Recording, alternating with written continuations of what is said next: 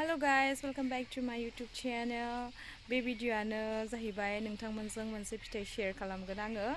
Actually आंबो मिन्थिया मा फिथाइ दिनैसो first time नुदों आङो. ओमफ्राय संनानै जानांगौनो माबाजों मा होनो दाउ बेदरफोरजों अमाजों जायखिया मिन्थिया दिनैसो first time नुदों नालाय ओमफ्राय मा होनो बेखौबो मिन्थिया जायखिया लाबोग्राया बुंदोंखि दुमदाम ना धामधुम होनो actually I don't know. बुस्थुआ जोगोनार बायदि नुयो आरो ओमफ्राय मारै संनांगौ मारै जानांगौ बेखौ आं मिन्थिया नोंथांमोना आं दिन्थिनायजों लोगोसे नोंथांमोना जेन खोन्थायो आंनो मारै संनांगौ आरो मा होनो ना कमेन्ट्सआव आंनो खिन्थाहर बिनि सिगां आंहा न' लांगोनायावहाय जोंनिया मोनसे बिफां दं साल बिफां बिराद बिलाइ सिरियो ओमफ्राय मेंहोयो एभ्रि इयार बिदि जायो आरो बेटाबो बिराद गोबां दङ हनै बिलाइया सिरिजोबनो बेनो बिफाङा नै बेनो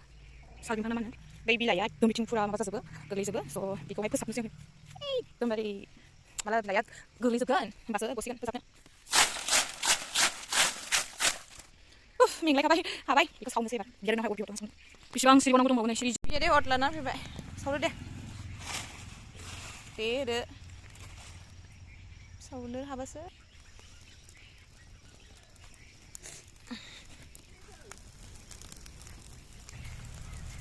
खामजोबनांगौ नोङो जाबाय आङो स' गाइस फिथाइया नै बेनो जोगोनार बायदि नुयोना खिन्थु जोगोनार नङा दाउ बेदरजों जाजायोनो ओमफ्राय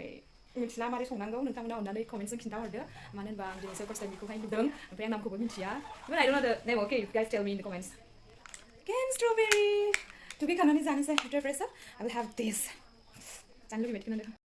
सोर जाफेरबाय अननानै कमेन्ट्सआव खोन्थाहरदो दे आंथ' मिन्थिखाया जाहैबाय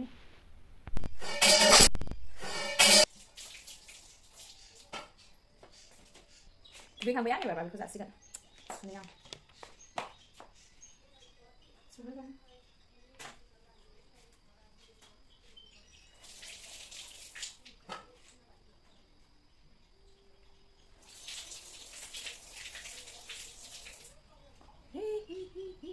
गोथाव जासिगोन आङो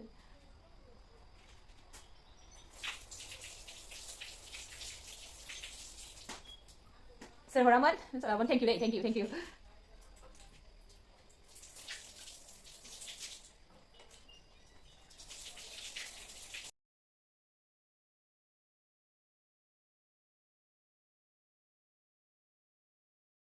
हरनोसै आदैनो आदैबो जानायनो लानानै थाङाय ना जानाय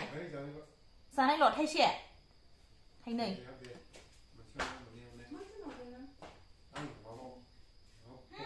माबा मनाव सोनानै लां माबाजों फंबायनो हरनोसै पार्टिनोबो हरनोसै आङो मादै दङ नालाय गोजोंबो एक्चुअली ना आदैया लांबाय माखासे आदैया फैदोंमोन नालाय आं भिडिअ खालामबाय थानायावनो बेखौ आं जागोन बेखौ गैखाला मोननै मोनथामल'खौसै आं बेखौ जाजोबगोन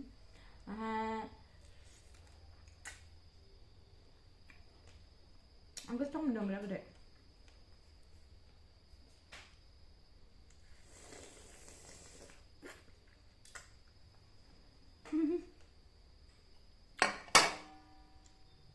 नोंथांमोनजों आं दाखालि बिदानि हाबायाव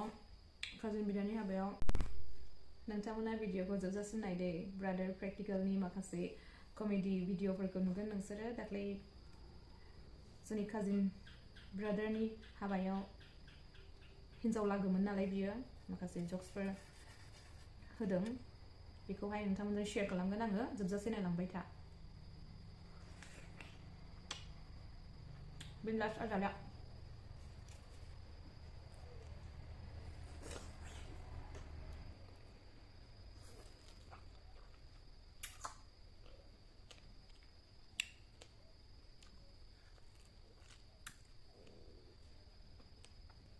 नोंथांमोना लुबैदोंबा बायनानै जादो बाजाराव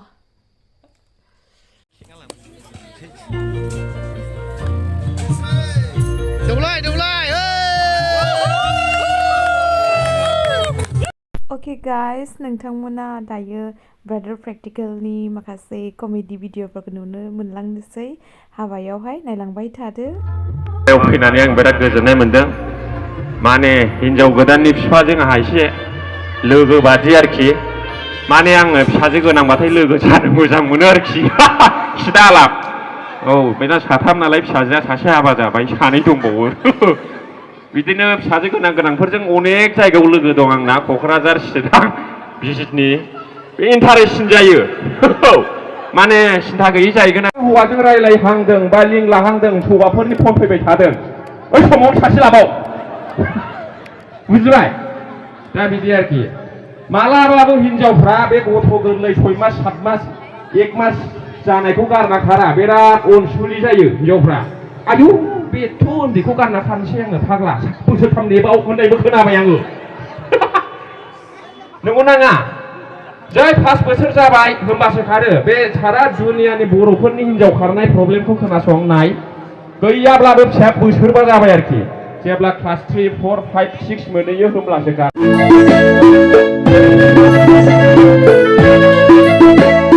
आङो गरमनानै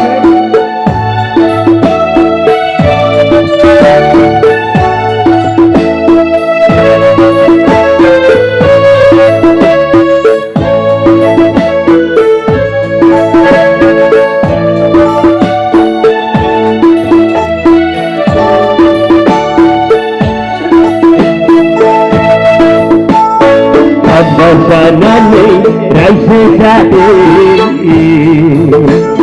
गथ' गथाय खांदों अनलायदों हाबा जानानै रायजो जादों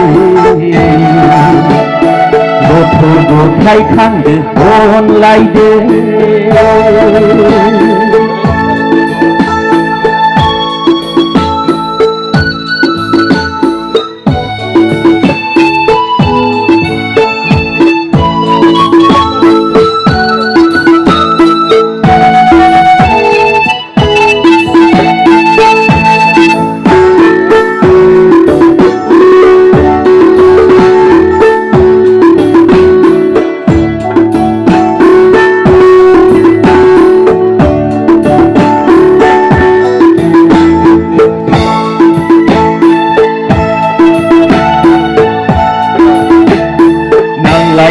नाङा गोराब नाङा दायबर खालामनाङा अनलायना रायजो जादों बारलु बाथोनजोंबाबो सान्थि थादों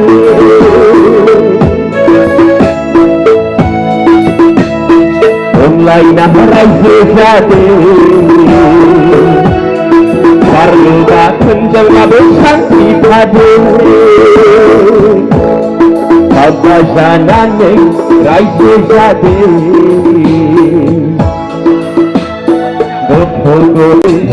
गथ' गथाय खांदों अनलायदों हाबा जानानै रायजो जादों गथ' गथाय खांदों अनलायदों अनलायना रायजो जादों